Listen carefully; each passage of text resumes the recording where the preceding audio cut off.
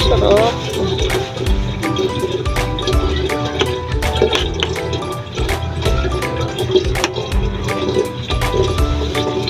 Ay mga katim kabahay, ang lulutuin ko ngayon ay tambakol na paksiw na may gata, na may pechay. Yan, masarap. Sisimulan ko nang himain yung mga sibuyas, bawang dyan. At pati luya. May naparod nga rin akong content creator, babae siya, ganda-gandahan siya. Binaba siya ng mga nagko-comment sa video niya kasi ayaw doon yung kumain ng paksiw.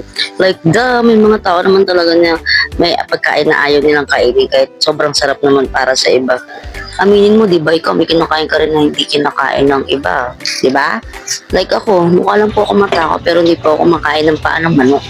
Kahit na mapaanong klaseng luto pa yan ng paa ng manok, hindi mo ako mapapakain yan. Siyempre, iba-iba naman tayo ng taste buds, di ba? Alam mo naman yun. Hindi porket masarap sa'yo, masarap din sa akin. Ganun. Yan, nilagay ko na yung mga ricados dyan sa maliit na kawali ko. Ay, kawali, kaldero. Ay, kaserola.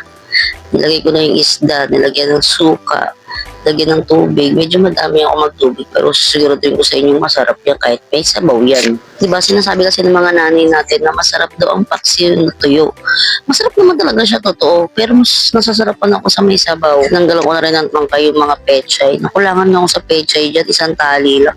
Ang mahal kasi 10 piso ka peranggot. Pero next time, dadamihan ko na yun kasi nakakabitin din eh. Isang tali lang. Lalagyan ko pa sana yan ng talong kaso huwag na lang kasi di masarap yung talong kapag labsak na. Ay gusto ko kasi lutong-luto. Pero ayoko naman siyang kainin ng half cook. Ba yan? Gulo. Nice ko lang yung mga pinamili ko dyan ng toyo, suka, tas bechin, magic sarap. Inunting-unting ko lang.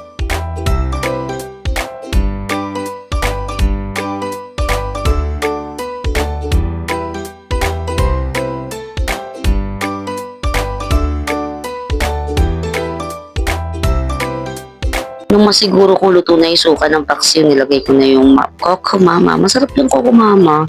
Sobrang mahal na kasi nang yun. Di naman katarungan yung presyo talaga. Sa probinsya, 10 piso lang yan.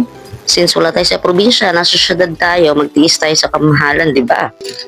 Yan, nilagay ko na rin yung pechay dyan, nakaperanggot, na sobrang mahalik at kailan tayo babalik sa presyo yung mga gulay, isang tali, 5 piso lang, sobrang dami na. Nakakamiss. Paluto na siya dyan, konting pakulo na lang. Kailangan niya ng maluto kasi gugutom na ang na ito. At yan nga, sumubo na yung mag-ama ko. Siyempre, nainggit ako. Gutom na ako eh. O, sabi ko sa asawa ko, tara, dito tayo. Salo na tayo po kasi di ka naman naghuhugas ng plato.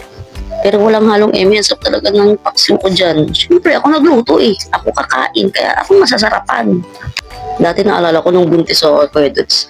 Cravings ko yan. Pero nung naluto na, hindi ko na gusto. Pitik. Ang dalas ng linggo sa Davao region kay Diyos sa mga kamag-anak ko.